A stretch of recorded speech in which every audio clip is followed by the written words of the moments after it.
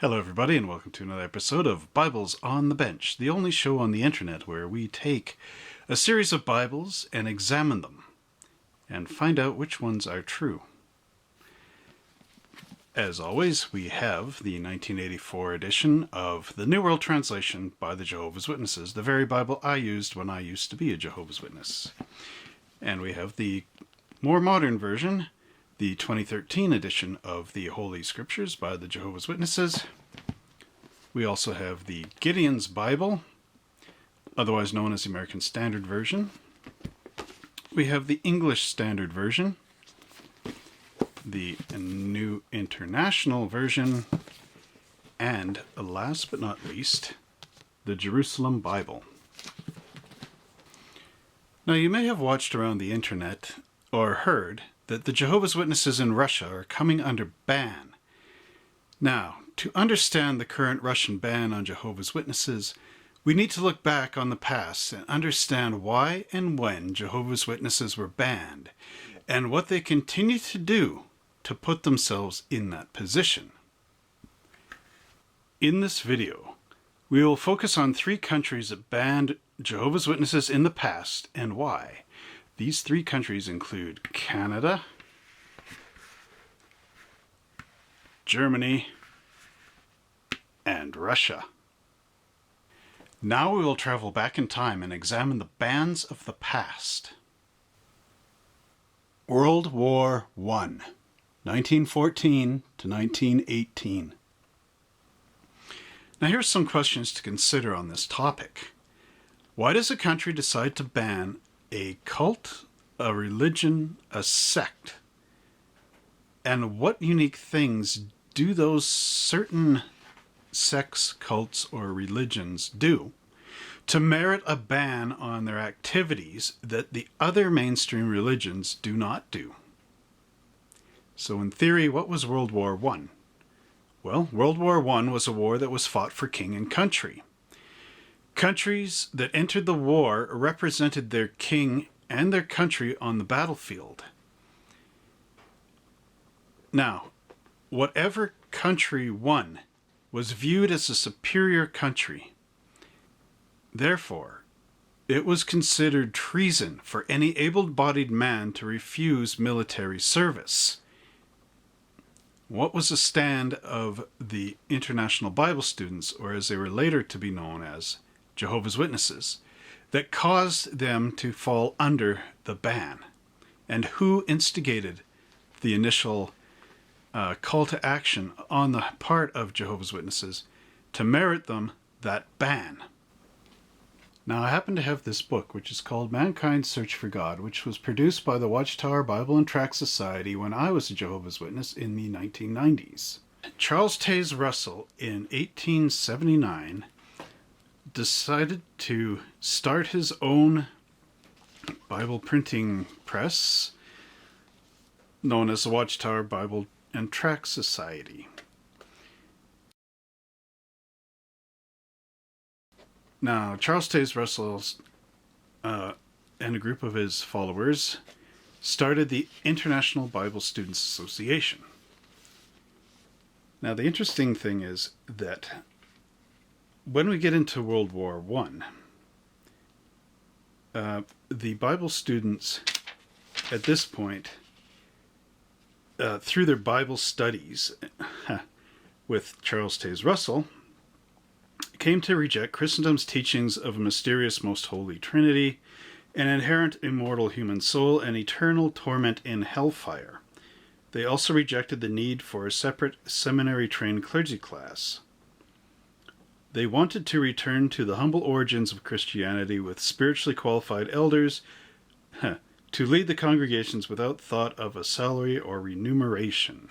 So this is what they are saying in Mankind's Search for God on page 353, under the heading, A Return to Bible Truth.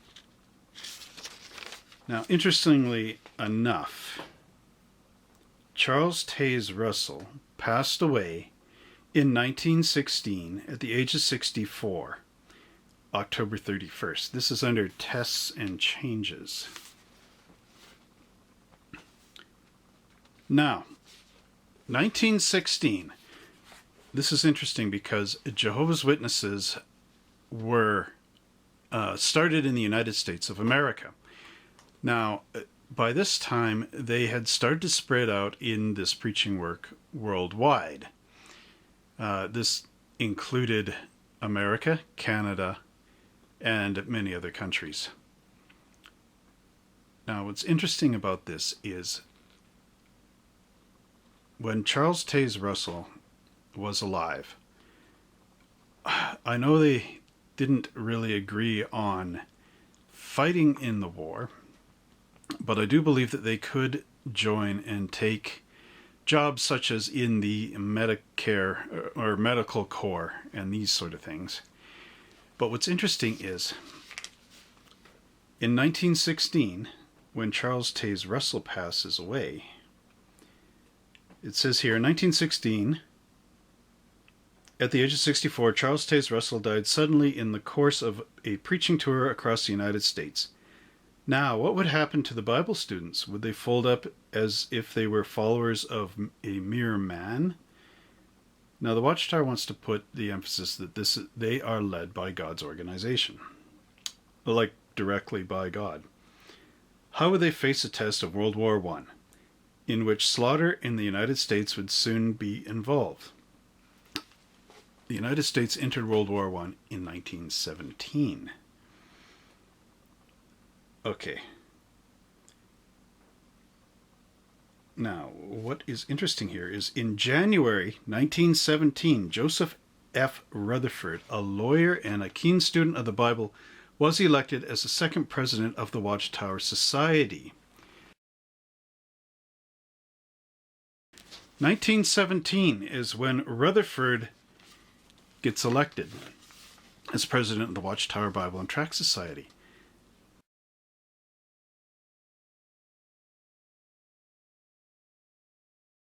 Now, I've printed this information off of Wikipedia, and it's entitled Persecution of Jehovah's Witnesses in Canada. Now, here we go. Jehovah's Witnesses experienced religious persecution in Canada during both World Wars because of their evangelical fervor, conspicuous absence from patriotic exercises, and conscientious objection to military service. During World War I, now this would be starting in 1917, Jehovah's Witnesses were targeted because of their anti-war attitudes and refusal to take part in military service. Rather than being banned directly, Jehovah's Witnesses had to deal with censorship of their literature during the war and the court's refusal to recognize them as a legitimate religion, thus rendering unable to claim the status of conscientious objectors. So now, according to this, the Jehovah's Witnesses were unable to claim status of conscientious objectors because they were not recognized as a legitimate religion. Now, if they were a legitimate religion, they may have been okay to be conscientious objectors. Now, what's interesting about Canada's role in World War I is this. At the time, Canada was divided on an ethical level between the English-speaking Canadians and the French Canadians. Now, this was because when Canada entered the war, it entered as a British colony in the Commonwealth to support the war in Europe. The problem was that the French Canadians did not consider themselves as being British subjects. Therefore, the French Canadians went to great efforts to avoid conscription and to avoid doing military service for the British Empire, because there was a lot of tension in Canadian history between the French Canadians and the British. Therefore, the French Canadians were conscientious objectors, as it were. Now, what I mean by the French Canadians doing a lot of things to avoid military service is that they would injure themselves so they couldn't serve overseas. They would hide from the authorities. and many other things. Now, the thing being is the Canadian government, the military, were spending time going around trying to find the French Canadians to conscript them, as well as finding Jehovah's Witnesses or International Bible students. And what they would do, of course, is throw them into prison or a work camp. Now, who was behind the whole idea of not serving in the military? It may have been C.T. Russell, but it definitely was Joseph Rutherford, the second president, who started in 1917. The interwar period, 1919 to 1939. Now we want to focus on what kind of person was Charles Taze Russell, what kind of person was Joseph F. Rutherford, and how did this affect the interwar periods, especially in the country of Germany. Now I've printed something off of the internet. This is the letter to Hitler and the Declaration of Facts that was written in the 1930s in the interwar period. Now I'm going to read this. Watchtower criticizes other religious groups for colluding with Hitler, such as the Catholic Church. Whilst Jehovah's Witnesses were imprisoned for their refusal to compromise their standards. Now, what is not admitted is that Rutherford initially praised Hitler for this stance against Jews and the Anglo-American Empire. One of the groups that Hitler sent to concentration camps were Jehovah's Witnesses. They were forced to endure unspeakable atrocities, and many lost their lives. The individual actions of many witnesses are commendable, and the Watchtower holds up this part of their history in great esteem. What is not discussed is the hypocritical actions of Rutherford in the lead-up to these events. Early in 1933, the Watchtower office in Berlin was closed, and Jehovah's Witnesses were banned in many German states. This was due to the refusal of Jehovah's Witnesses to swear loyalty to the government or to serve in its armed forces, the same thing that happened in 1917 under Rutherford. In an attempt to appease Hitler into lifting the ban, Rutherford instigated a Declaration of Facts and sent a letter to Hitler discussing the Watchtower's support of the Nazi regime. Current Watchtower references provide a descriptive portrayal of these documents through a selective quoting.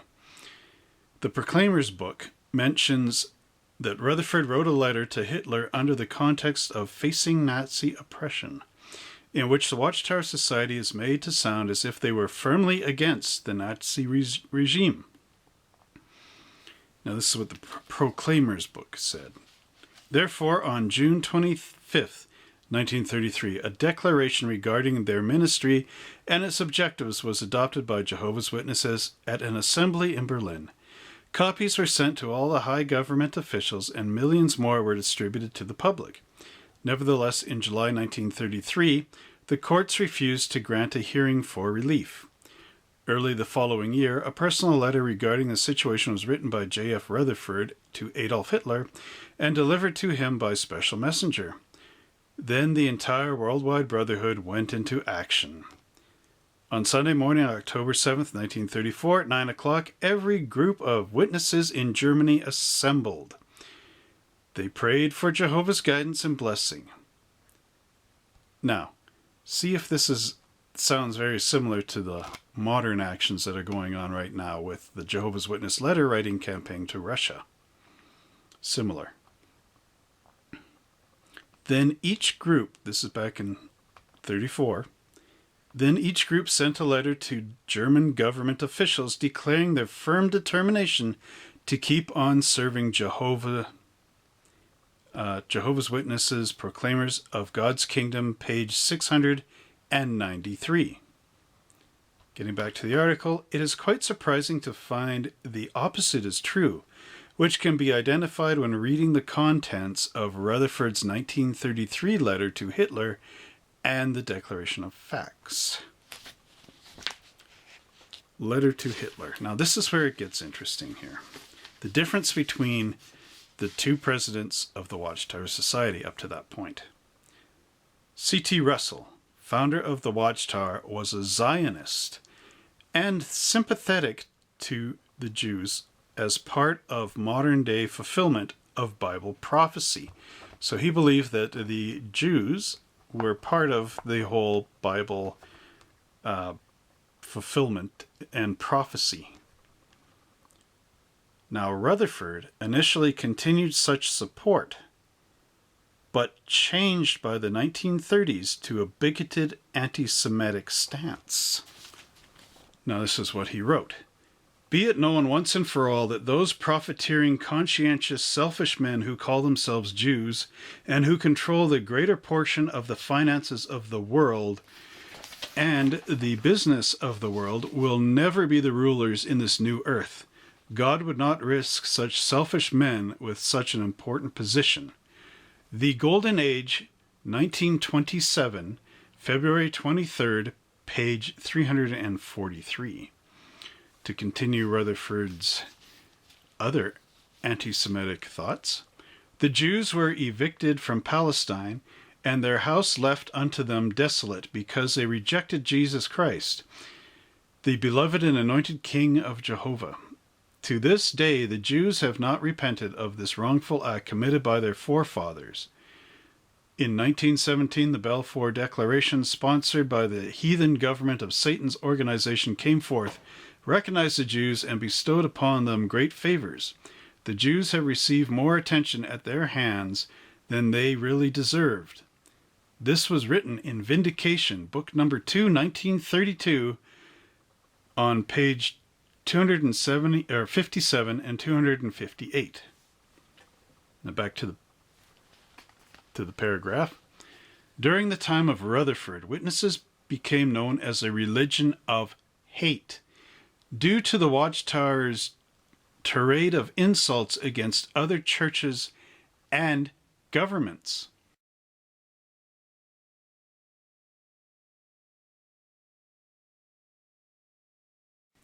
The Catholic Church came under the greatest condemnation and brought this to the attention of the Nazi government, petitioning against the Watchtower Society. In 1933, the Nazi government banned the Watchtower's German operations. Why? Was it really because the Jehovah's Witnesses were in this unique position of being chosen by Jehovah to be their representatives on earth, and they're put in this unique position because Satan was really coming after them? Or was it because Jehovah's Witnesses were attacking religions? Now let us take the focus off of Germany for a moment and reflect back on Canada in the 1930s, and particularly the province of Quebec. Now, during the late 1930s, witnesses were tried for sedition because their literature attacked the clergy and political leaders of the country. Now remember one thing, that in the 1930s, Rutherford had the Jehovah's Witnesses picketing in front of the Catholic Church, particularly, with signs that said, "Religion is a snare and a racket." As well as this, Jehovah's Witnesses were encouraged to write messages, biblical messages, according to Rutherford, on the side of their car denouncing religions in general, but specifically, again, the Catholic Church. Now, Canada had a unique position here. In the Duplessis era, Duplessis was the premier of Quebec. Now, remember before that I said in World War I, there was a schism between the Anglo-speaking British citizens and the French Canadians in Quebec. That the Quebec people were not wanting to be involved in a British war, so they were hiding from the government. Now what happened is, after the war, the Catholic Church was in a unique position in Quebec. And we will read this here. Now, from 1936, so in the interwar period, to 1959, extending out of the war and into the 50s. Jehovah's Witnesses faced religious and civil opposition in Quebec. Historically, the Roman Catholic Church had been the dominant institution in the life of the province of Quebec and a major influence on French-Canadian culture. It nurtured the young people of Quebec in language and faith, and at the same time, it endorsed the legitimacy of British rule and of the established economic order. So not only was the Catholic Church very strong in promoting the whole French-Canadian identity, they also brought the unity and put a cap on the problems that Quebec was facing with British rule. It blended the two into a nice harmonious element, and it also kept wraps under the economic force of Quebec, making sure that all the money and everything was in place. For generations, the Roman Catholic Church in Quebec worked with the government, schools, and the courts to maintain the values and attitudes that supported the church. For generations, the Roman Catholic Church in Quebec worked with the government, schools, and courts to maintain the values and attitudes that supported the church. This encouraged people to vote for politicians who favored the status quo, the existing political, economic, and social order. Under the premiership of Maurice Duplessis, politics and the church were intertwined as the latter continued to maintain a firm and influential hold on the people of Quebec. Throughout his political career, Duplessis courted the support of the church. So now you can understand the tight relationship that the Roman Catholic Church had with Quebec and the rest of Canada. And now you can understand how the Jehovah's Witness stance of religion is a snare and a racket would have affected the harmony of the Roman Catholic Church in Canada. And now let us return to Germany at this same time. Continuing with the letter, in June of the so-called Holy Year of 1933, Adolf Hitler's regime seized the Watchtower Society's property in Magdeburg and banned the activities of Jehovah's people in Germany as regards meeting and literature distribution, though the property was returned that October. Yearbook 1975, page 174. Yearbook of Jehovah's Witnesses, that is. In an effort to overturn the ban, Rutherford sent a letter and a declaration to Hitler in which he praises Hitler for his anti-Anglo-American campaign and his stance against the Jews. The following is part of an English translation of the letter to Hitler. Dear Reichskanzler, the Brooklyn headquarters of the Watchtower Society is pro-German in an exemplary way and has been so for many years. For that reason, in 1918, the president of the society and 7 members of the board of directors were sentenced to 80 years in prison because the president refused to use 2 of the magazines published in America under his direction for war propaganda against Germany. The president, 1918, Joseph F. Rutherford. These 2 magazines, the Watchtower and Bible Student, were the only magazines in America which refused to engage in anti-German propaganda and for that reason were prohibited and suppressed in America during the war. In the very same manner, in course of the recent months, the board of directors of our society not only refused to engage in propaganda against Germany, but has even taken a position against it. The enclosed declaration underlines this fact and emphasizes that the people leading such propaganda, brackets, Jewish businessmen and Catholics, also are the most rigorous persecutors of the work of our society and its board of directors.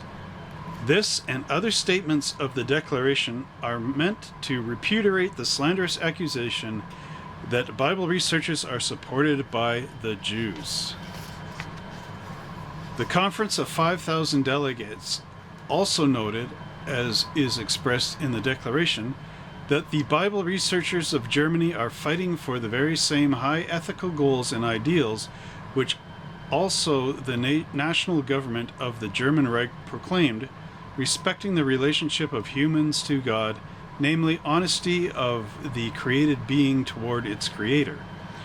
The conference came to the conclusion that there are no contradictions when it comes to the relationship between the Bible researchers of Germany to the national government of the German Reich.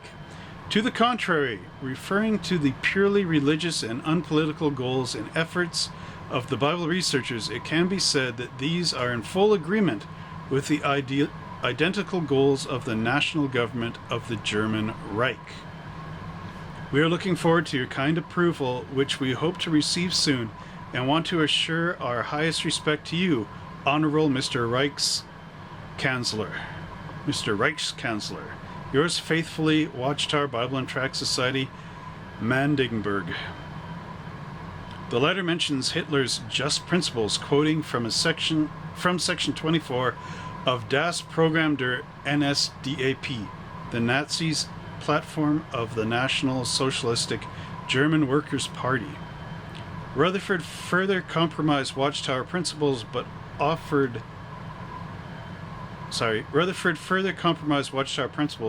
by offering that we want to continue to live up to the prohibition imposed upon us. That is, they would stop preaching in Germany provided the ban was lifted that would allow them to meet for prayer and church service. The yearbook 1974 briefly refers to this letter along with the Declaration of Facts. The conventioneers returned home tired, and many were disappointed. They took 2,100,000 copies of the Declaration home with them, however, and made fast work of distributing them and sending them to numerous persons in position of responsibility. The copy sent to Hitler was accompanied by a letter that, in part, read, "The Brooklyn presidency of the Watchtower Society is and always has been exceedingly friendly to Germany. In 1918, the president of the society and 7 members of the board of directors in America were sentenced to 80 years imprisonment for the reason that the president refused to let 2 magazines in America, which he edited, be used in war propaganda against Germany." So this is a 74 yearbook confirming the 1933 letter. Even though the Declaration had been weakened and many brothers could not wholeheartedly agree to its adoption,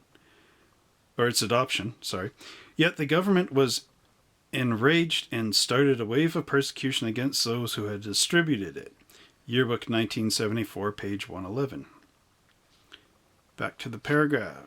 In light of the contents of the official letter and declaration sent to Hitler, the Watchtower's 2011 comment mocking other churches is nothing short of hypocritical. Quote, "Did Hitler receive letters of protest from church officials concerning the outrages perpetrated by the National Socialists or Nazis? There were some, but such letters were few and far between.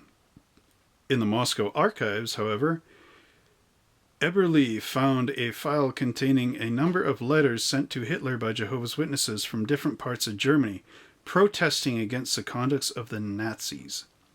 Watchtower, 2011, October 1st, page 14. Declaration of Facts. Rutherford and Knorr organized a public convention in Berlin on the 25th of June, 1933, to release a Declaration of Facts being pronounced at the German Convention and distributed in letter format. This outlined Watchtower's support of the German government's stance against Jews. The convention hall was decked with swastikas, and the program was opened with Song 64, a song from the Bible Student Songbook that had some melody by Haydn as the German national anthem. Conrad Frank, Germany's Bethel branch overseer, later stated his disturbance at seeing the scene for the convention and Rutherford's declaration. "When we entered, we found the hall bedecked with swastika flags.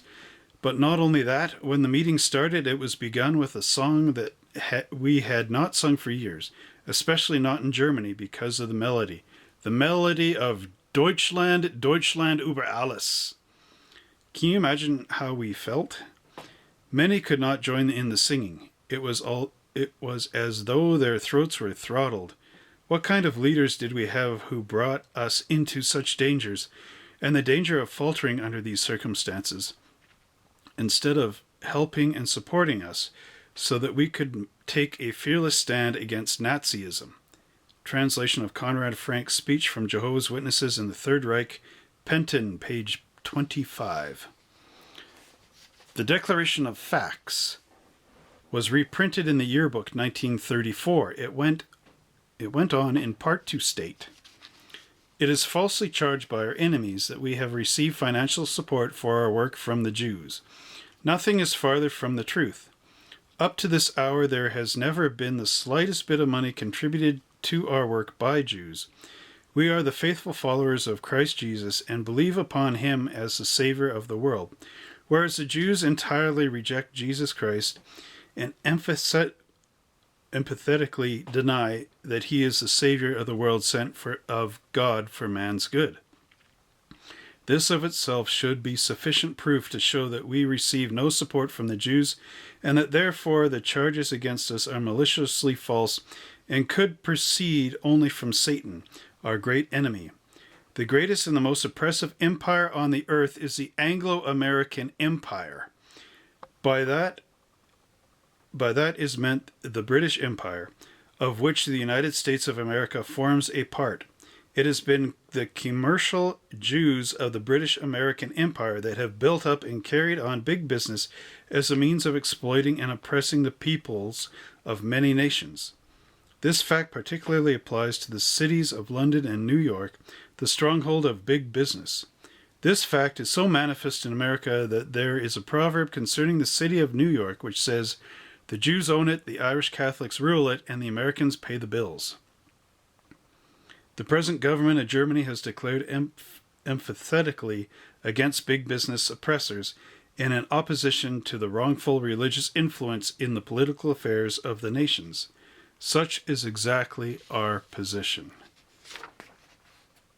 Instead of being against the principles advocated by the government of Germany, we stand squarely for such principles and point out that Jehovah God through Christ Jesus will bring about the full realization of these principles and will give to the people peace and prosperity and the greatest desire of every honest heart.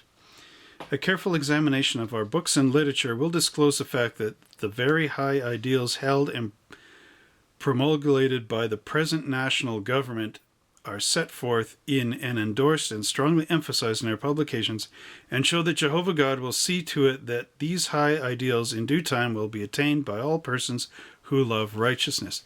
Imagine Jehovah supporting the Nazis. Let us remind the government and the people of Germany that it was the League of Nations compact that laid upon the shoulders of the German people the great unjust and unbearable burdens. They're talking about the Treaty of Versailles.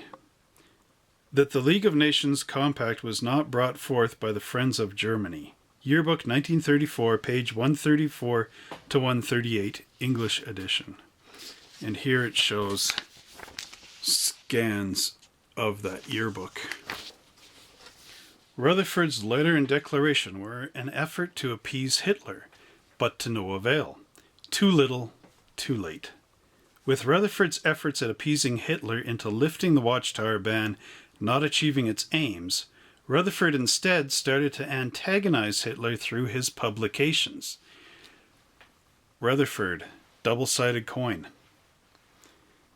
Quote, on October 7th, 1934, the speaker announced that the congregations of Jehovah's Witnesses worldwide were meeting today in order to send cablegrams to Hitler, all at the same time, asking him to refrain from persecuting Jehovah's Witnesses in Germany. After praying to Jehovah, each group sent the following cablegram. Hitler, Government, Berlin, Germany. Your ill treatment of Jehovah's Witnesses shocks all good people of earth and dishonors God's name.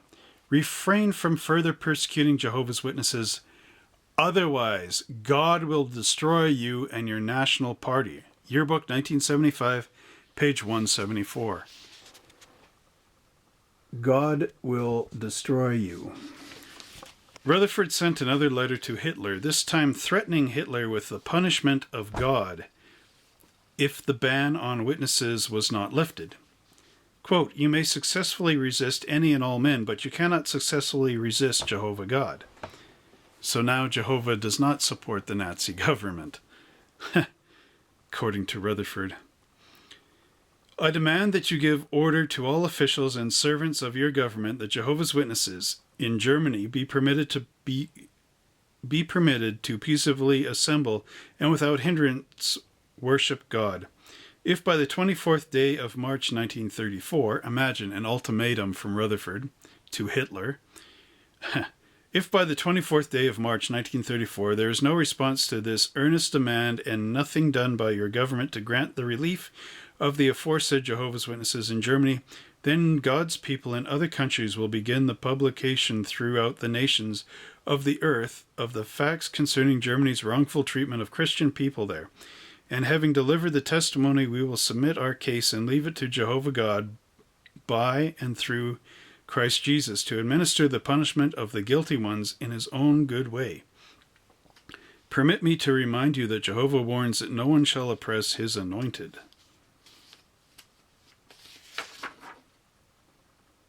This later aggression of Rutherford toward Hitler no doubt exasperated the strong stance Hitler took against Jehovah's Witnesses, and they would have suffered less had Rutherford acted more reasonably and with concern for the safety of German followers. The result was that Jehovah's Witnesses, unfortunately, suffered unspeakable atrocities in Nazi concentration camps, with an estimated 1,200 dying. Many individuals displayed tremendous courage and conviction, and it is tragic that this unnecessary suffering was a result of the words and actions of their leader, Judge Rutherford. And these are some of the cartoons that Rutherford published in Watchtowers in that era. This one in particular. View the New Germany. And these are all cartoons of the atrocities and whatnot going on.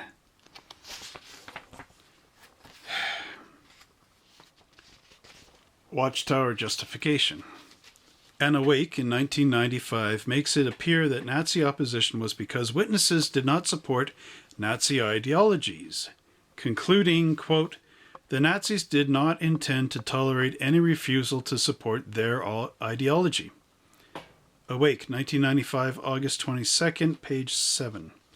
Yet this was not the sentiment of the Declaration of Facts, which tried to portray sharing similar ideologies with the Nazis, such as when stating, "The present government having declared adherence to the aforementioned high ideals, we are persuaded that the rulers do not desire to knowingly resist the progressive witness work to the name of Jehovah God and his kingdom, which are now carrying forward."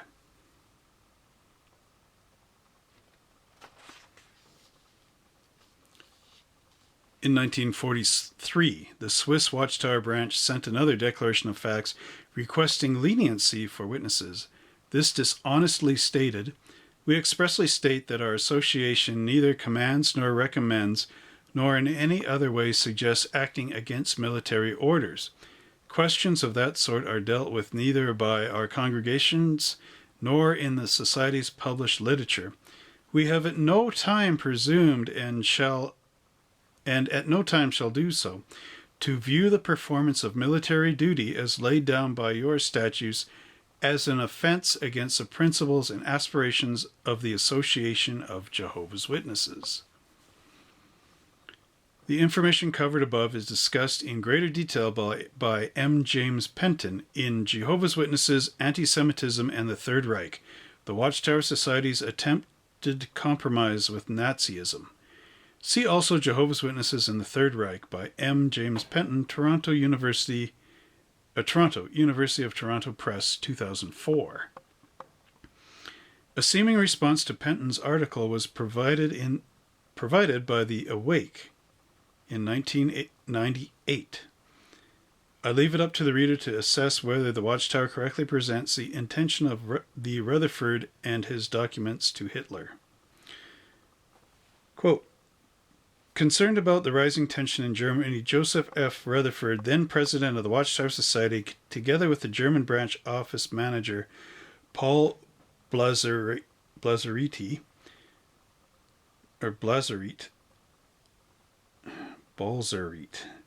decided to mount a campaign to inform Chancellor Hitler, government officials, and the public that Jehovah's Witnesses pose no threat to the German people and the state.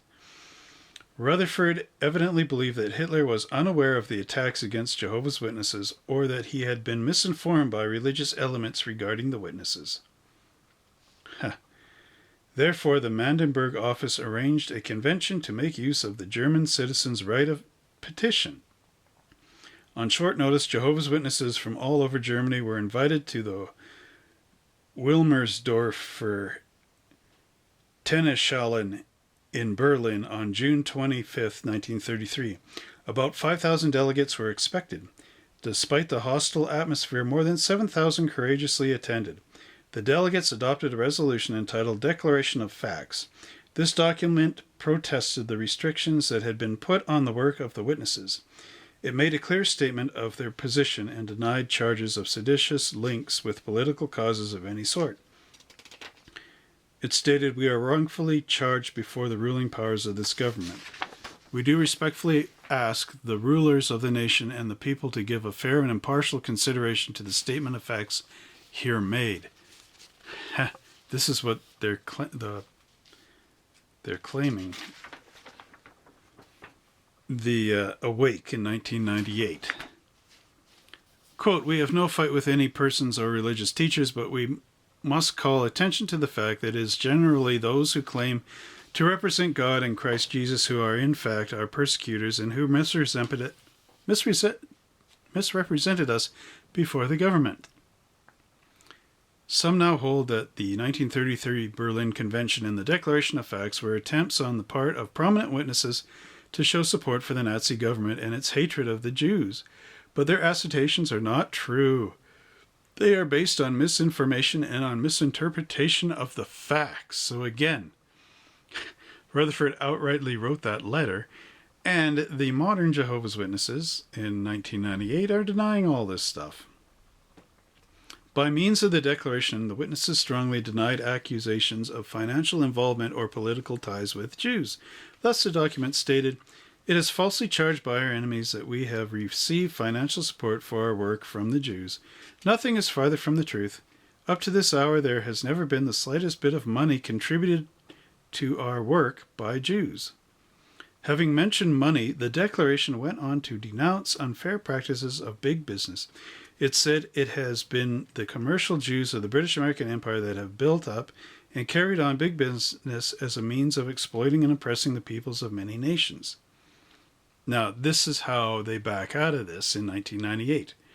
This statement clearly did not refer to the Jewish people in general, and it is regrettable if it has been misunderstood and has given cause for any offense. Okay, sure. Backpedal. The declaration also reminded the government of its own promises. The witnesses upheld certain high ideals. The Nazi high ideals. It doesn't say that in 1998. Just high ideals. And these happened to be publicly expounded also by the German government. Among these were family values and religious freedom. In this regard, the declaration added, a careful examination of our books and literature will disclose the fact that the very high ideals held and promulgated by the present national government are set forth in and endorsed and strongly emphasized in our publications, and show that Jehovah God will see to it that these high ideals in due time will be attained by all persons who love righteousness. Thus, the witnesses never expressed support for the Nazi Party. Awake, 1998, July 8th. As appeared at watchtower.org. Okay, they got / and stuff here. On May 2012. Okay, so we have just read the Rutherford letter addressed to Germany in the time of World War II, and how current Watchtower denies that this happened. Now, let's go to the meat of World War II. Now we return to Canada during the middle of World War II. In 1940, 1 year following Canada's entry into World War II, the Jehovah's Witness religion was banned under the War Measures Act. This ban continued until 1943. During this period, some of their children were expelled from school, other children were placed in foster homes, members were jailed, men who refused to enter the army were sent to work camps. In 1940, 29 witnesses were convicted and sentenced to terms averaging 1 year. In his book, State and Salvation, William Kaplan wrote, "In July 1940, the government of Canada banned the Jehovah's Witnesses. Overnight, it became illegal to be a member of this sect. The law, passed under the War Measures Act, was vigorously enforced. Beatings, mob action, police persecution, and state prosecution confronted the Jehovah's Witnesses as they ignored the ban." Now keep that in mind. They ignored the ban and continued to go about their work spreading the word of God. Spreading the word of God at this stage was, religion is a snare and a racket, the Roman Catholics are wrong, and do not go into military service, and these sort of things. Now remember, this was World War II.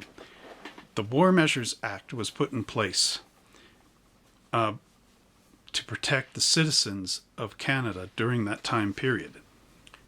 Now, again, we had a war here. This time it wasn't king and country, and the best king won. This time around, it was a war of good versus evil.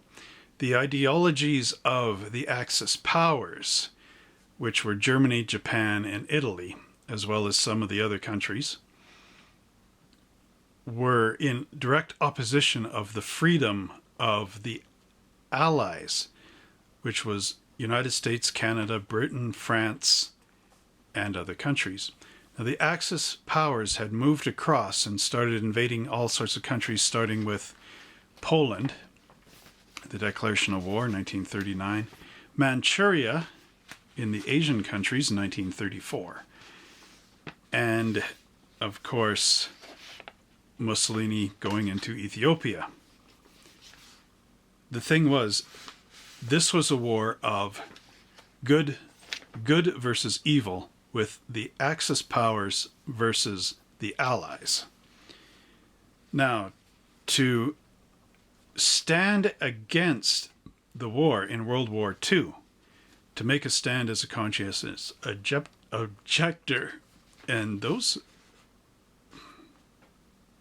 sort of things, pardon me, was also viewed as an act of treason at that time. So this is the whole thing. This is how witnesses and many other conscientious objectors who are not mentioned here were treated, with beatings, mob action, police persecution, and state prosecution.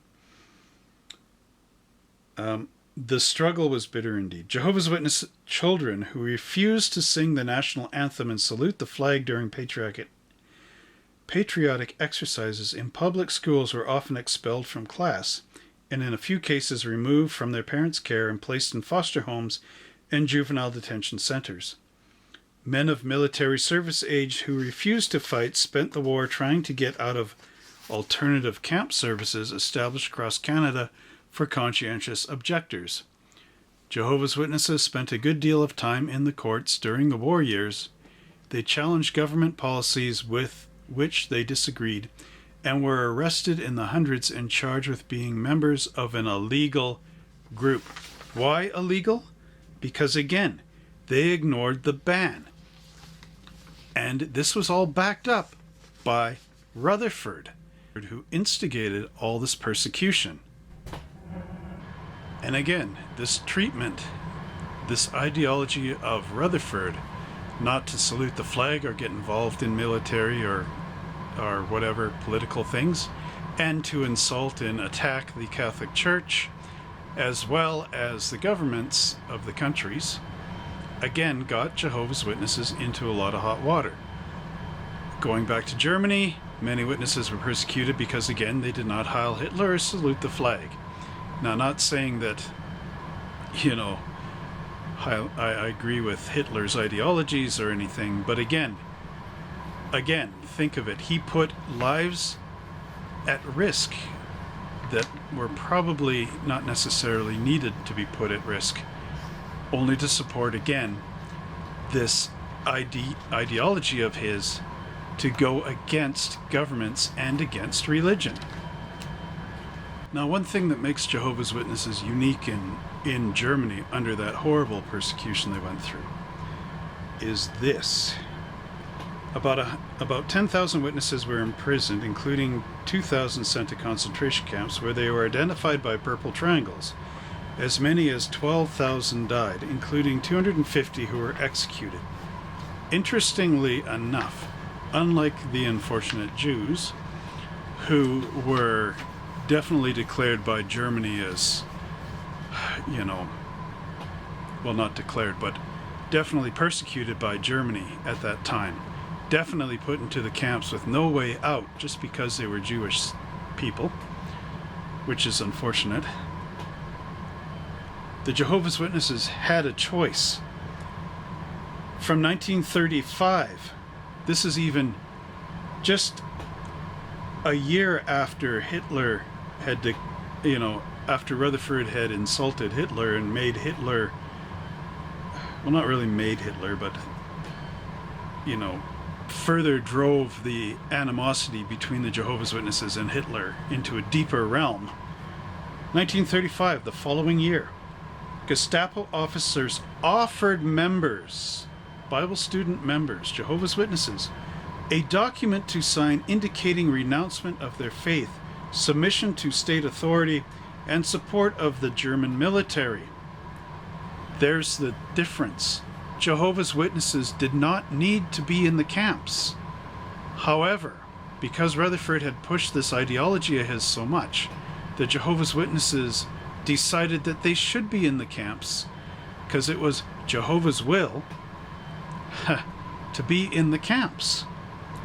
So this is the martyrdom complex, not the persecution complex as one of the ex-Jehovah's Witness video makers described it as. But this is actually a martyrdom complex by Rutherford.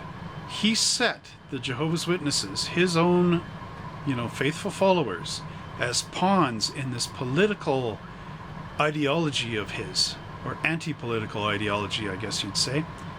Set them up to go to the camps willingly as Jehovah's will. Historian Detlef Garby states, a relatively high number of people signed the statement before the war. Interestingly enough, relatively high number of people signed the statement before the war. So certain Jehovah's Witnesses signed this statement denouncing their Jehovah's Witnessness. But it continues to say, but extremely low numbers of Bible student prisoners did so in concentration camps in later years. So some of these witnesses signed this thing early before the main persecutions on them happened and got out of it. Whereas after, in the war years, the later part of the war, of course, Rutherford was promoting, this is Jehovah's will. Get in the camps because this means the end of the system of things and yada yada yada, which never happened. So he convinced these witnesses not to sign this declaration. That's why toward the end of the war, extremely low numbers of Bible student prisoners signed the forms. Interesting. Despite more than a century of conspicuous activity in the country, Jehovah's Witnesses in Germany were not granted legal recognition until March 25th, 2005 in Berlin. So they were still not legally recognized at that point. So what happens after World War II in Quebec? After World War II, the church came under attack by the Jehovah's Witnesses, who challenged its doctrines. This is the Catholic Church, remember again, that was keeping everything in Quebec in balance. Jehovah's Witnesses were determined to seek Catholic converts. So the whole thing of religion as a snare and a racket and all this stuff was designed by Watchtower, by Rutherford, to shake the foundations of religious church-going people, and maybe to realize that what they were doing was wrong and that they should follow Jehovah's Witnesses. In response, the Duplessis regime mounted a campaign persecuting Jehovah's Witnesses and communists. So Duplessis realized that these tactics were similar to dissensions from the communists. This is during the Red Scare in the 40s. Now this is interesting. We'll get into the Red Scare in a second here. How on the other side of the world they viewed this. So now we turn our attention to the Soviet Union after World War II. Jehovah's Witnesses did not have a significant presence in the Soviet Union prior to 1939, when the Soviet Union forcibly incorporated Eastern Poland, Moldavia, and Lithuania, each of which had a Jehovah's Witness movement, although never large in number, estimated by the KGB to be 20,000 in 1968. The Jehovah's Witnesses became one of the most persecuted religious groups in the Soviet Union during the post-World War II era. Members were arrested or deported. Some were put in Soviet concentration camps. Witnesses in Moldavian SSR were deported to Tomsk Oblast. Members of other religions of the Soviet Union, members from other regions of the Soviet Union were deported to Irkutsk Oblast. KGB officials who were tasked with dissolving the Jehovah's Witness movement were disturbed to discover that the witnesses continued to practice their faith even within the labor camps. The Minister of Internal Affairs, Viktor Semyonovich Abakumov, proposed the deportation of Jehovah's Witnesses to Stalin in October 1950. A resolution was voted by the Council of Ministers, and an order was issued by the Ministry for State Security in March 1951. The Moldavian SSR passed a decree on the confiscation and selling of the property of individuals banished from the territory of the Moldavian SSR, which included the Jehovah's Witnesses. In April 1951, over 9,000 Jehovah's Witnesses were deported to Siberia under a plan called Operation North. Importation of Jehovah's Witness literature into the Soviet Union was strictly forbidden, and Soviet Jehovah's Witnesses received their religious literature from Brooklyn illegally. So despite the Soviet Union ban on Jehovah's Witnesses, again, the Watchtower was bringing this stuff in illegally, not respecting the rights of the country, but provoking again the Russian bear. Literature from Brooklyn arrived regularly through well-organized unofficial channels, otherwise known as smuggling, not only in many cities but also in Siberia, and even in the penal camps of Potma. So they smuggled JW literature everywhere through the country, although being under ban, including the prisons. The Soviet government was so disturbed by the Jehovah's Witnesses that the KGB was authorized to send agents to infiltrate the Brooklyn headquarters. Imagine Soviet spies coming to America to look at Brooklyn Watchtower. Okay. Now, you may be saying this is all terrible, but again, the Soviet Union had its reasons. In September 1965, a decree of the Presidium of the USSR Council of Ministers canceled the special settlement restriction of Jehovah's Witnesses through a decree signed by Anastas Mikoyan, stated that there would be no compensation for confiscated property. However, Jehovah's Witnesses remained the subject of state persecution due to their ideology being classified as anti-Soviet. So again, not saluting the flag, not getting involved in the military and all this. Now, in the 50s, Rutherford had passed away in 1942, so this is now Knorr who's taken over the reins. And again, he's keeping this ideology of Rutherford alive, which has continued to the modern era. Now we get back to this. Now this is interesting, that Duplessis in Canada declared the actions of Jehovah's Witnesses to be on par with communism, whereas the communists viewed the actions of Jehovah's Witnesses as being anti-communist. So really, the actions of the Jehovah's Witnesses overall are just anti-country in reality. Now, getting back to Quebec, the result was a legal struggle taking place here between the Duplessis regime and lawyers such as Frank Scott and Pierre Trudeau Sr., who argued in defense of the rights of minorities. Now, the rights of minorities. I don't know how much Frank Scott and Pierre Trudeau were aware that the Jehovah's Witnesses were purposely attacking religion, and the Jehovah's Witnesses did not really care about the rights of the majority in their attacks.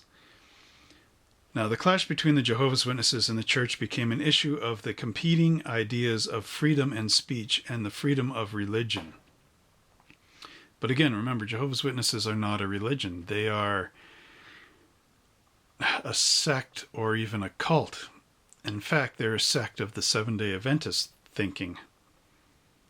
However, the Jehovah's Witnesses went to court to establish a right to distribute their literature on the streets of Quebec. They also became political dissenters, because during the Duplessis era, a challenge to the church was tantamount to challenging the government. Any limitation of the church's authority would mean limiting Duplessis' authority. Duplessis' effort to rid the streets of Jehovah's Witnesses took the issue all the way to the Supreme Court of Canada. The legal issues concerned freedom of speech as much as it concerned freedom of religion. The Supreme Court held that there can be no freedom of religion without freedom of speech. So eventually, the witnesses, the ban was lifted. And on the good note, we got the Canadian Bill of Rights. However, again, the question is, who provokes Jehovah's Witnesses to be banned? Is it the government just wanting to attack religious groups? Or is it the fact that the religious groups come up and attack the government and the people and the churches and the whole state of the country? So now we need to get into the ban in modern Russia. Modern Russia. The Russian Federation. Russian anti-extremist laws were extended to nonviolent groups in 2007, and Jehovah's Witnesses have been officially banned from the port city of Taganrog since 2009 after a local court ruled the organization guilty of inciting religious hatred by propagating the exclusivity and supremacy of their religion. Now, why would Russia take such a stance? Well, let me show you something. Now, this is an old Watchtower publication. This is the Watchtower bound volumes for 1979. And this is a kind of picture that is right there Now, what are we looking at here? It says, divine judgment against the false prophets of Christendom. Now, here you have God destroying all of Christianity. All except Jehovah's Witnesses.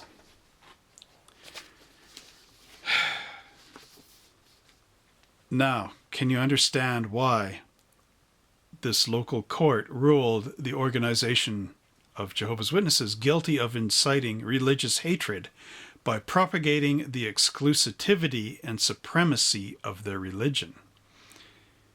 Now, of course, that is just the 1979 bound volume. However, like Rutherford and Knorr, and Fred Franz, and all the presidents of the Watchtower. Now, of course, there is no president of the Watchtower. They're a governing body, which includes Stephen Lett and those guys.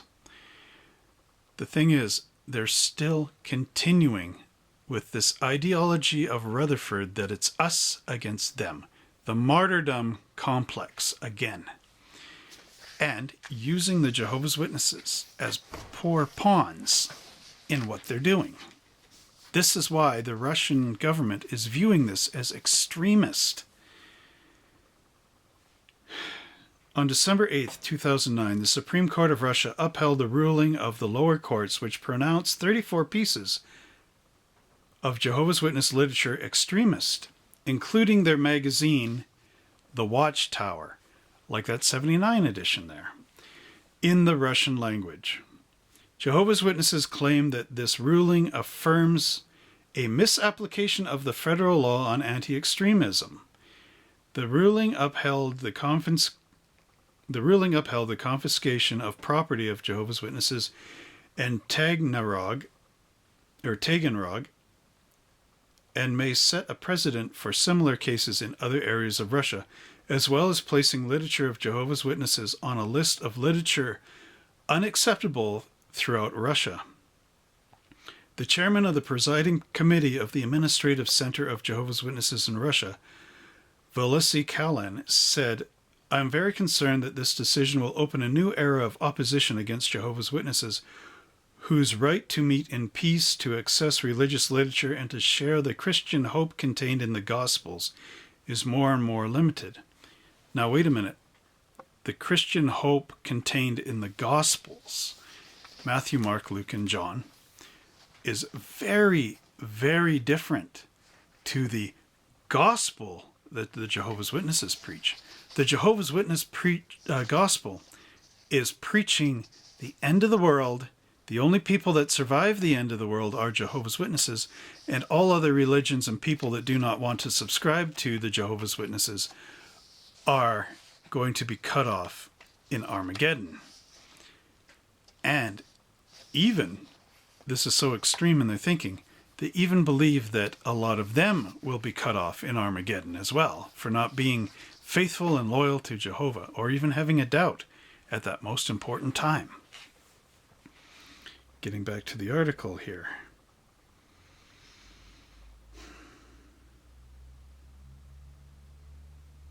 Okay. On December 1st, 2015, a Rostov regional court convicted 16 Jehovah's Witnesses of practicing extremism and Taganrog with 5.5-year suspended sentences, and the remainder issued fines that they were not required to pay. On May 5th, 2015, customs authorities in Russia seized a shipment of religious literature containing Occitane language Bibles published by Jehovah's Witnesses. Russian custom officials in the city of Vyborg held up a shipment of 2,013 Russian language copies of Bibles.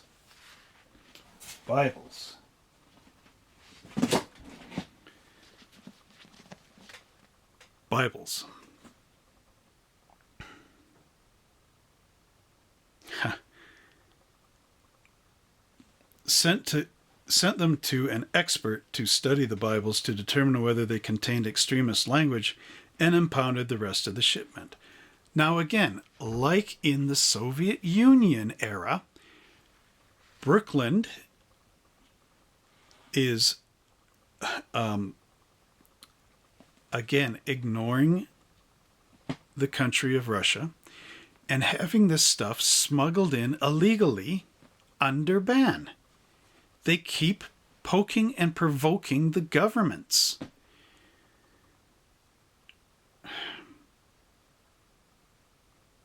On July 1st, 2015, the Russian Federal Ministry of Justice added Jehovah's Witness official website to the federal list of extremist materials, thereby making it a criminal offense to promote the website from within the country and requiring internet providers throughout Russia to block access to the site. Again, if the Jehovah's Witnesses cannot get this stuff illegally, they will go to jw.org and download all this stuff that they are not supposed to be having, because again, it is anti-Russian. On March 23rd, this is bringing us right up to now, or actually very close, because this is March 23rd, 2017, the Russian news agency TASS reported Russia's Justice Ministry has suspended the activities of the religious organization calling itself Administrative Center of Jehovah's Witnesses in Russia due to its extremist activities. The Supreme Court of Russia is scheduled on April 5th, which has already passed, to hear a request by the Russian Justice Ministry to declare Jehovah's Witnesses an extremist organization. If adopted, the ruling would ban the organization's activity across Russia and result in seizure of their property. Now we're looking at, we're getting up to April 20th. And now I've heard news that 300 of the Russian kingdom halls and whatever have been seized under this ban. Now again, this is the whole thing. Jehovah's Witnesses are being involved in what Russian government is declaring extremist activity. As we look around the world, we also have to look at Australia. Now, Australia has not banned Jehovah's Witnesses as of yet, but the Australian Royal Commission is investigating the paedophile charges against Jehovah's Witnesses and are coming to very, very many conclusions about the organization. How Christian they claim to be, how loving and Jehovah-like they are, and these other things. And if you go and look at the Australian Royal Commission, you will find that their findings are not...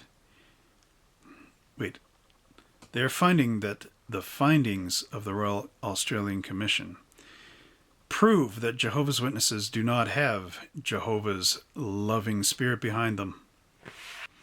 So how long until Australia decides to ban Jehovah's Witnesses is the next question.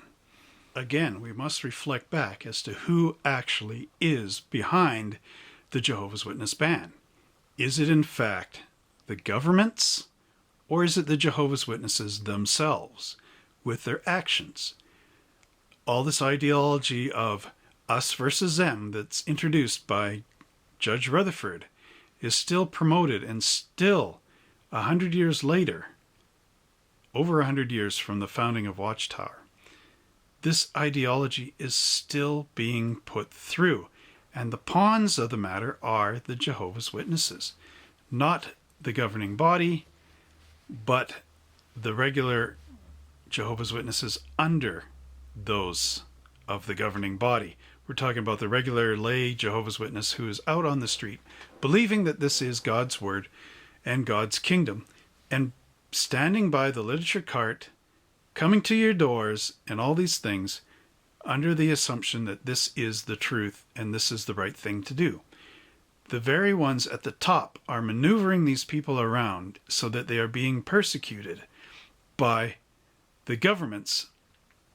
Then those very same people that are, instigating the persecution, the governing body, turn around and say, We have to practice our religion, and this is against human rights. The thing is, their religion is very much anti-human rights. Again, look toward the bite model on Jehovah's Witnesses. They suppress the freedom of the person. They eliminate the soul of the person. And they have the person become a number. Look up George Orwell and Jehovah's Witnesses as a Google search. Like myself, do your own research. Come to your own conclusions on these things. Now, I haven't said on this video whether or not I agree with the Russian ban. I've just brought out the facts of why Jehovah's Witnesses get banned, what their reactions are to bans, how they claim the human rights issue after provoking the governments and people in power, after ignoring the government's requests to cease and desist, and what their activities are, and how Russia and the rest of the world are starting to view Jehovah's Witnesses as being anti-God, as well as being extreme and potentially dangerous. Now, Jehovah's Witnesses will claim, how can this be so? Because we don't go to war and we don't kill anybody. Keep in mind one point, one major point, the blood issue and Jehovah's Witnesses. This is another area where Russia views Jehovah's Witnesses as being extreme, because Russia has made it so that everybody is allowed to have access to medical treatments, including blood transfusions. To refuse such things is to refuse life in Russia. What do Jehovah's Witnesses do? They believe in the blood issue, that, like it says in Leviticus, thou shalt not eat blood. They turn that around to saying, in their own minds, actually printed through Watchtower, thou shalt not eat blood equals thou shalt not have a blood transfusion, which the Bible has nothing to do with. Again, Jesus says, take my blood, this means life. Being anti-blood would also mean not taking Jesus' provision of his blood, as well as not saving your family members through a use of blood transfusion if it came down to it. They would rather have their family members, their loved ones, die for this stand of Jehovah, which again is a Watchtower teaching and not biblical. What happened when King Saul's men ate the blood of animals? Nothing. God again used King Saul at that time period to promote God's ways. And you can look that up in 1 Samuel. However, Jehovah's Witnesses view anybody that takes blood in any way, shape, or form as going against Jehovah, when God's word does not say that. At any rate, the Jehovah's Witnesses who do not go to war and will not shoot somebody or do military service are more than happy to let their family members die of blood transfusions. Now, is that extremist or is it not? I'm not going to say either way. This is for you to decide. The next point that the Russian government is having problems with Jehovah's Witnesses being extreme, is, as we know, Jehovah's Witnesses are very anti-school. This is very apparent in the book, Questions Young People Ask, Answers at Work, which was printed again in the 90s by 1989, by the Watchtower Bible and Tract Society. This book was targeted toward youth. And here we have chapter 22, What Career Should I Choose? Now, to show how anti-education Jehovah's Witnesses are, they want you to go through high school because that's required by the state. Again, they'll say something like, Repay God's things to God, but Caesar's things to Caesar, as Jesus quoted. However, Jesus had a different thought in mind than what's presented here. Now, right there on page 175, a career that satisfies. According to Watchtower, King Solomon advises, the conclusion of the matter, everything having been heard, is, fear the true God and keep his commandments, for this is the whole obligation of man. Ecclesiastes 12 and 13. The prime obligation for Christians today is to preach the kingdom message. Matthew 24 and 14. And youths who take seriously their obligation before God feel compelled to have as full a share in this work as possible, even if they are not naturally inclined toward preaching. So Watchtower is saying, do this regardless. Compare 2 Corinthians 5 and 14. Now, here is where we go. Instead of pursuing full-time secular jobs, thousands have chosen to serve as full-time pioneer evangelizers. Others serve as foreign missionaries or at branch offices of the Watchtower Society. Now, they're making this sort of sound like this is a good thing to do. This is in the book. Outside of the book, this is viewed as you'd better do this, or you're not being faithful to Jehovah. Emily, who gave up a career as an executive secretary to become a pioneer, says, I have developed a real love for this work. Yes, the full-time ministry is the most satisfying, exciting career imaginable. And what greater privilege could one have than to be one of God's fellow workers? She says, career. The Watchtower does not pay anybody. The Watchtower doesn't pay somebody to pioneer, and even if they do, it is very, very minuscule. Just enough basically to get bread and maybe some gas. But those pioneers only get the pay if they're sent out as missionaries. They don't get it because you sign up as a pioneer. This is the fallacy of this.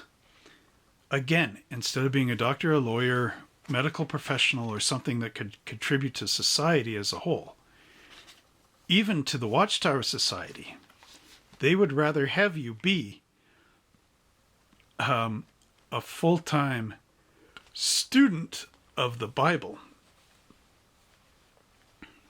And that's the thing. They do not want you to have a career. So again, Russia views this as being extremist. Why should somebody who is a youth, who has a future far ahead of them, be forced by the society to give up their future dreams? And again, Watchtower keeps promoting that this is a good idea. The video that, of course, involves Russians from the Watchtower Society was at the 2016 District Convention of Jehovah's Witnesses. You can look this up on YouTube, possibly on JW.org. And this is known as the Sergei video. Now, Sergei is a young child in the beginning of the video who has a love of playing musical instruments. He has chosen the violin, and he's at school, and his teacher says, Sergei, you could be very, very good as a violinist if you continue your studies in the violin. You could even be in the Russian orchestra. It's got a bigger name, but I forget what it is. And what does Sergei do? He goes home and he tells his father that this can happen. Now, Sergei's father is one of Jehovah's Witnesses. So what, of course, does he say? Be no part of the world, don't bother doing this. Again, an extremist ideology that was part of the Rutherford regime, which is extended all the way through. So, what happens in the video? Sergei, again in Russia, decides to follow his dad's influence and goes against the ban in illegal matters. But of course, Watchtower looks at this as, this is such a good thing. So Sergei goes throughout his whole life, and we see him in prison and all this other stuff, all again to support Rutherford's idea of being anti-government. So at the end, At the end, again, Sergei is an old man, and how does he go out?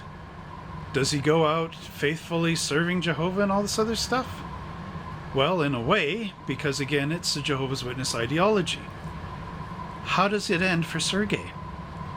He becomes old, he becomes sick, he needs a blood transfusion, and his daughter is there at his medical bed, and she tells the doctors, "Don't bother giving any blood to my dad. This is all in God's hands, and go away, please." And what happens to Sergei?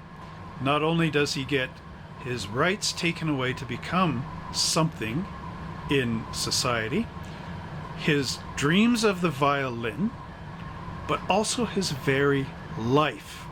So what does the Jehovah's Witness religion end in? Death to its members, in any way you look at it. Death of their passions, death of their education, straight up death. Now, do you understand why Russia is viewing all this stuff as extremist? And even though the Russian authorities tell Jehovah's Witnesses, look, stop promoting this stuff, stop bringing this illegal material into the country, stop suppressing people's right to think, right to get an education, and right to take medical treatment. Stop doing this. Does Bethel change their policy? No. They make it a worldwide policy that you must refuse blood, give up your dreams, get rid of education, and these sort of things. So Russia, of course, goes, okay, we've warned you, and this is extremist. We're putting a ban to it. And they did that in 2009. So from the fall of communism, which was 1989 to 2009, so 10 years, Jehovah's Witnesses for 10 years have been pushing this, that this is their religion. Now again, you have to decide for yourself. Are you for the ban or are you against the ban? Now here's the things. They're talking about human rights. And this has been one of the things in the XJW community. The human rights. Human rights for a Jehovah's Witness are double-sided. You have the human rights on the one side, which is the rights that are being denied when you join the Watchtower Bible and Tract Society. The right to think on your own. The right to a proper education. The right of medical treatment, such as blood transfusions. And the rights of the individual members on a physical, emotional level. I'm talking about what the Royal Australian Commission is going through, the pedophile cases and these sort of things. Now you have the human rights on the other side of the coin. These are the human rights of the Russian, or pardon me, the government's going against the human rights of their members, which in this case are the Jehovah's Witnesses.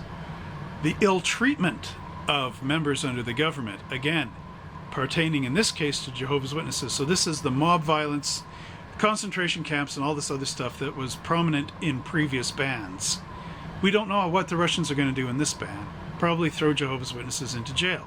Again, that's the human rights that the Jehovah's Witnesses want to fight against. The human rights of the Jehovah's Witnesses to practice their form of religion, which again is a denial of their own members' human rights. Again, human rights is a double-sided coin with Jehovah's Witnesses. So what will they do? Fight in court against all the rotten things that the Russian government is going to do to them under the ban. You see, you got human rights on two sides, and both of them eliminate human rights. This is the schism that the Jehovah's Witness, ex-Jehovah's Witness community is facing, not realizing that in both cases, human rights are being denied.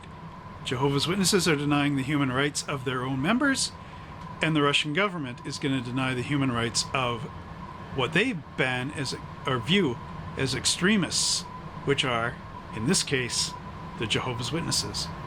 Which side of the ban do I support? I'm not at liberty to say right now. Which side of the ban will you support? This is up to your own conscience.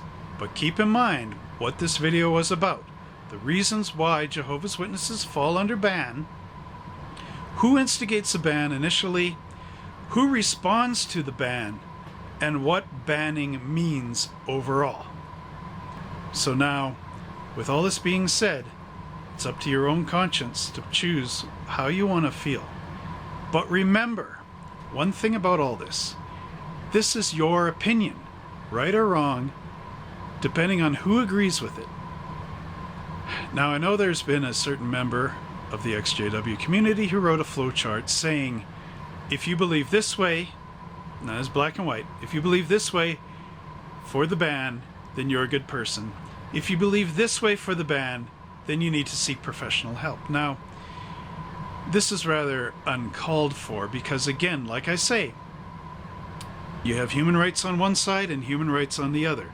Both of them are against the people.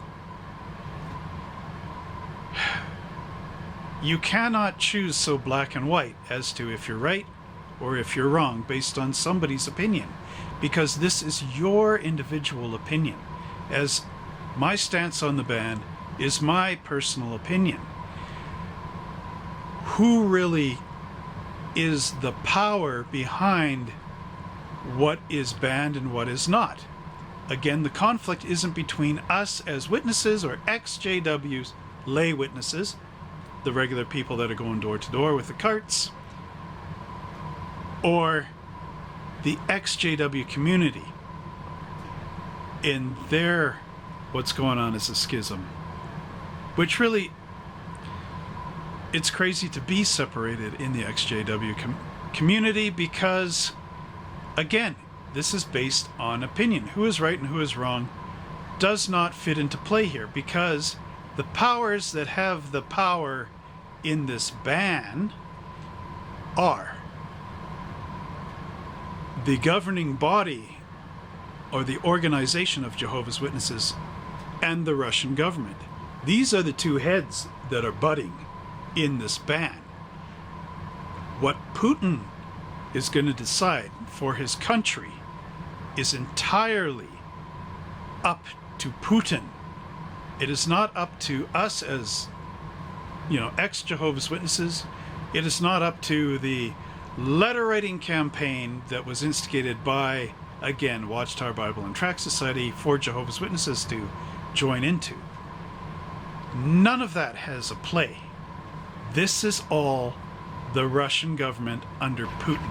If Putin decides to watch the Australian Royal Commission and its investigations on the pedophile cases and the shunning and all the rest of their Jehovah's Witnesses in Australia, if Putin decides to listen to that in Russia, that is Putin's decision. If Putin decides to ban the witnesses because of the Royal Australian Commission, or because they are attacking other religions, or because of under the ban they're still smuggling in stuff through Russia that the Russian government is suspecting as being extremist, again, this is Putin's decision. Us voicing our opinions on it mean nothing to what Putin is going to do for his country, what he decides as the right choice. And keep in mind that this also does not involve the United Nations. This whole thing is entirely, right or wrong, how we view human rights, whether we support the witnesses or the Russians. No matter what we say here on YouTube, as a community of witnesses or ex-witnesses, the fact remains that this is entirely up to Vladimir Putin and his government as to what he wants to do to benefit his people. Because as president, as a political leader of Russia, it is his responsibility to look after his people. And all this fits under the biblical principle of respecting your country's leader. We find this thought in Romans 13 and verse 1. Everyone must submit himself to the governing authorities, for there is no authority except that which God has established. The authorities that exist have been established by God.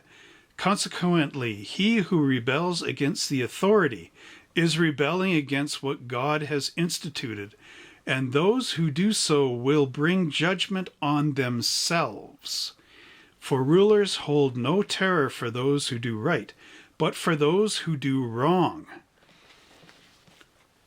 Do what you want to be free from fear of Do you want to be free from fear of one in authority?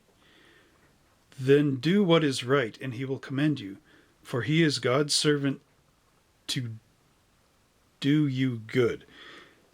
But if you do wrong, be afraid, for he does not bear the sword for nothing. He is God's servant, an agent of wrath to bring punishment on the wrongdoer.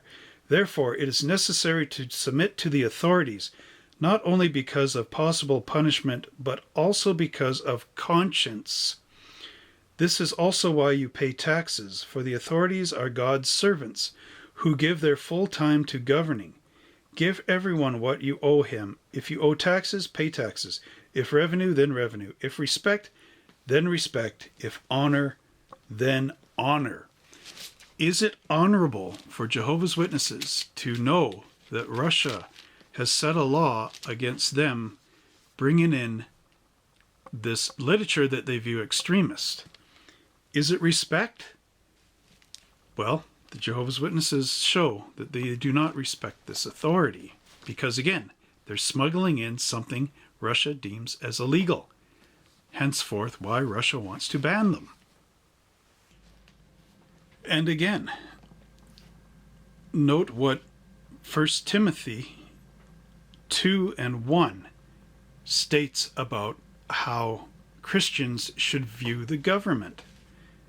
I urge then, first of all, that requests, prayers, intercessions, and thanksgiving be made for everyone, for kings and all those in authority, that we may live peaceful and quiet lives in all godliness and holiness. This is good and pleases God our Savior, who wants all men to be saved and to come to a knowledge of the truth, the real truth, God's truth, not the Watchtower truth. Now, notice the footnote here in the study edition of the NIV.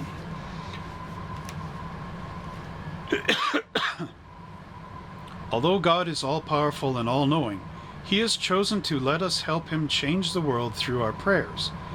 How this works is a mystery to us because of our limited understanding, but it is a reality. Paul urges us to pray for each other and for our leaders in government.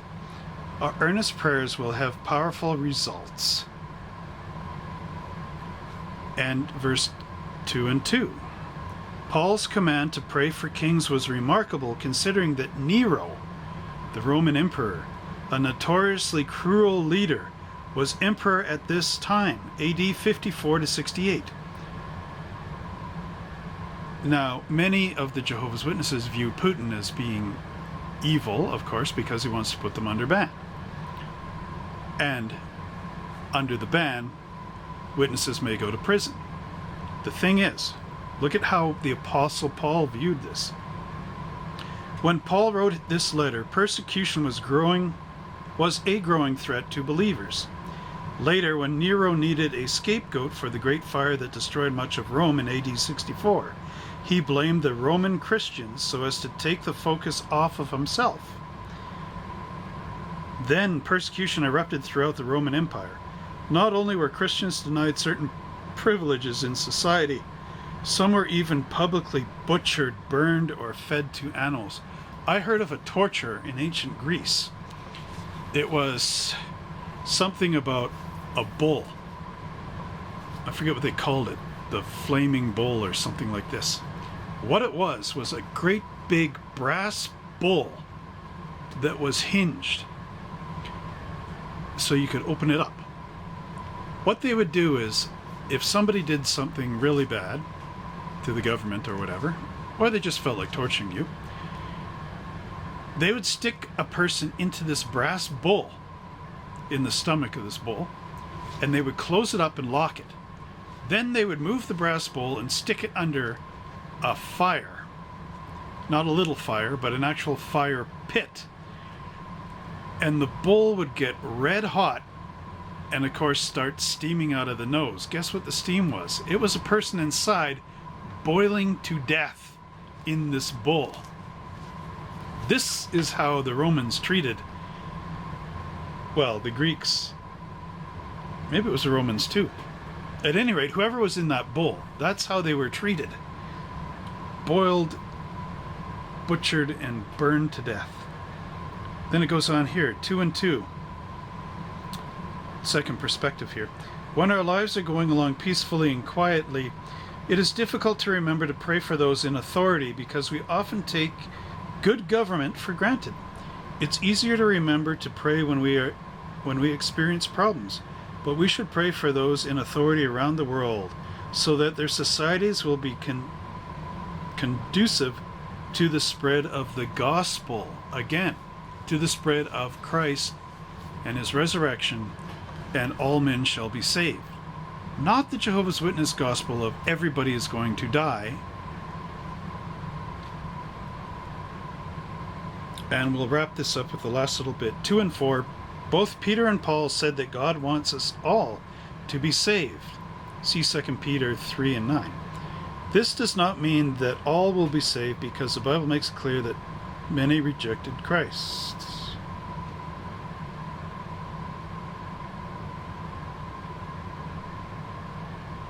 Okay. The gospel message has a universal scope.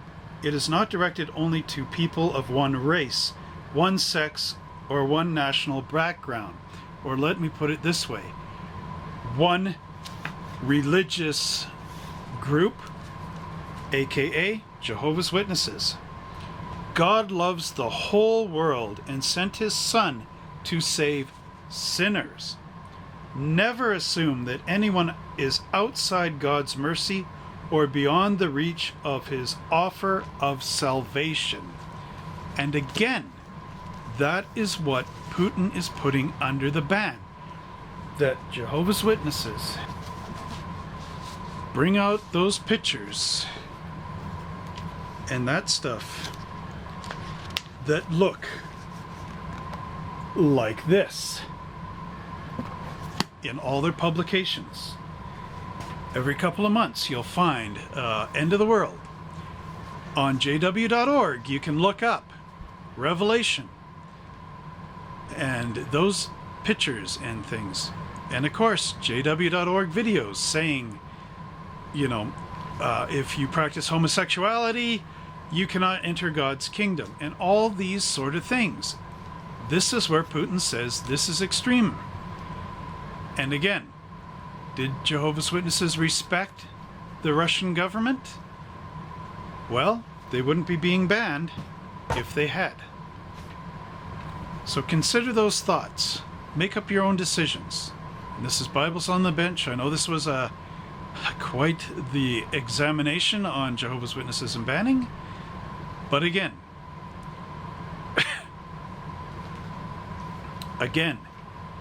this is why Jehovah's Witnesses go under ban. Your opinions on the matter are your opinions on the matter. But remember, ultimately, this goes down to the government in Russia and Vladimir Putin's final decision. So let's not fight in the JW community, the ex-JW community, whatever community you belong to. Keep in mind, this is Putin's decision and his alone. And he's doing what is right for his country, what he feels is the best. And again, as the Bible points out, should we be praying to the government authorities? Yes. Pray that they do and come up with the right choice as to whether or not